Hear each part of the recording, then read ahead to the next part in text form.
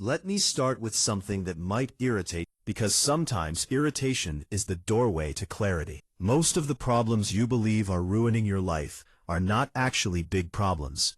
They only feel big because you are standing too close to them. When you step back, what looks like a mountain often turns out to be a speed bump with good marketing. The truth is, most people are not crushed by life. They are exhausted by their own interpretations of life. They are not defeated by events. They are worn down by the meaning they assign to those events. If you really slow down and examine what keeps you awake at night, what dominates your mental space, what makes you anxious about the future, it usually comes down to a short list. What career should I choose? Did I choose the wrong one? Who should I marry, or should I marry at all? Should I stay in this relationship or leave? Did I waste my time? Am I falling behind? Am I doing the right thing? These questions feel enormous when you're inside them. But here is the uncomfortable truth. Human beings have been dealing with these same situations for thousands of years. You are not facing a new category of dilemma. You are facing a familiar human experience with a uniquely personal emotional charge. That emotional charge is where the real issue lives. Not in the job, not in the marriage, not in the decision itself. The real issue is that we have learned, very skillfully, how to turn any situation into a source of misery. Give us success, we will fear losing it. Give us failure, we will define ourselves by it. Give us freedom, we will feel lost. Give us structure, we will feel trapped. This is not because life is cruel, it is because we have never been taught how to relate to our inner experience. Here is a radical idea that changes everything once you truly see it. There is nothing inherently wrong with almost any major life event you can name. There is nothing wrong with getting married. There is nothing wrong with not getting married. There is nothing wrong with choosing one job over another. There is nothing wrong with losing a job. There is nothing wrong with staying. There is nothing wrong with leaving. What creates suffering is not the event. It is the way you carry it within yourself. Two people can go through the exact same experience and come out with completely different inner worlds. One becomes bitter. The other becomes wiser. One feels cursed. The other feels refined. The difference is not fate. The difference is internal skill. We like to believe happiness is something that happens when conditions are right, but that belief alone guarantees disappointment. Conditions are never permanently right.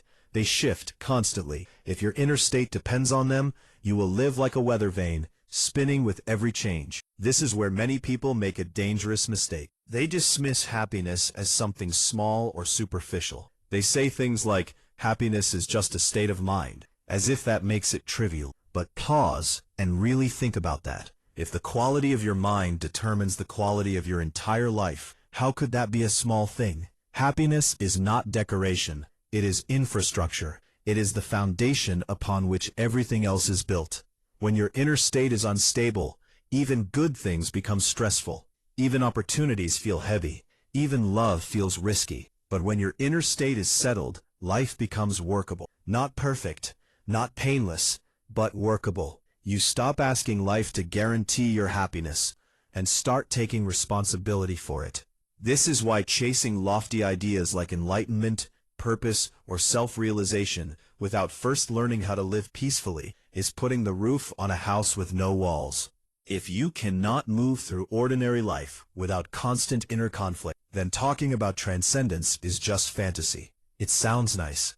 It feels elevated, but it has no roots in your lived reality. First, become a human being who can walk through daily life without turning every experience into a battlefield. That alone is a massive achievement. If you can do that, everything else becomes accessible. Because once your happiness is not at stake in every decision, you suddenly become capable of doing what is actually needed. Right now, most people are not choosing wisely. They are choosing desperately. They are choosing based on fear, insecurity, and the hope that the next choice will finally fix how they feel inside. Here is something most people never want to hear. There is no universally right or wrong choice for your life. There is only your ability or inability to live with clarity. The same choice made unconsciously becomes a prison. Made consciously, it becomes a path. The same marriage can feel like a curse or a blessing. The same job can feel like exploitation or growth. The situation does not decide this.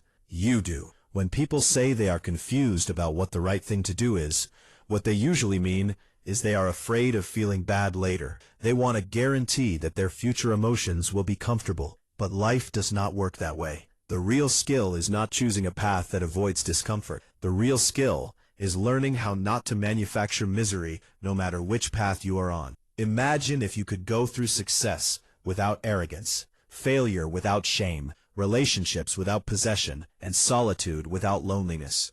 Imagine if joy was not something you negotiated with life, but something you generated from within. If that were true, would your choices feel so terrifying? Would every decision feel like a gamble on your happiness? Most suffering is not caused by what happens. It is caused by resistance to what has already happened. We replay the past. We argue with reality. We imagine alternate timelines. We punish ourselves for not knowing then what we know now. But this mental noise does not improve your life. It drains it. You are paying for experiences twice.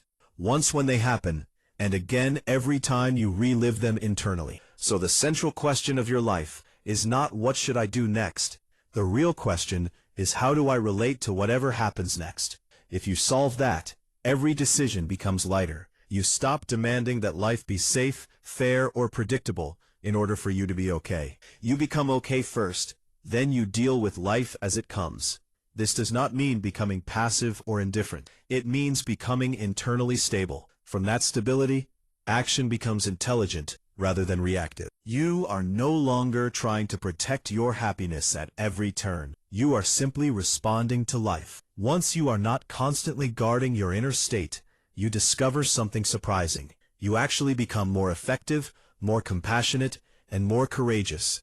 Because fear no longer controls the steering wheel. You can make difficult choices without dramatizing them. You can let go without collapsing. You can commit without clinging. So if you feel overwhelmed by big life questions, here is the perspective shift that changes everything. Stop trying to solve your entire life at once. Focus on one thing only. Learn how to not turn your experiences into suffering. Learn how to be at ease with yourself. That is not a small goal. That is the most practical and transformative thing you can do.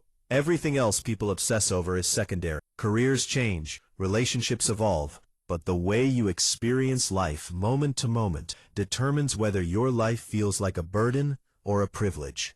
Once that is handled, there is no wrong path. There is only the path you are on, lived either consciously or unconsciously. If you master this one thing, walking through life without creating unnecessary misery, then whatever you do becomes meaningful. Not because it is perfect, but because you are present. And that is what turns an ordinary human life into something deeply fulfilling.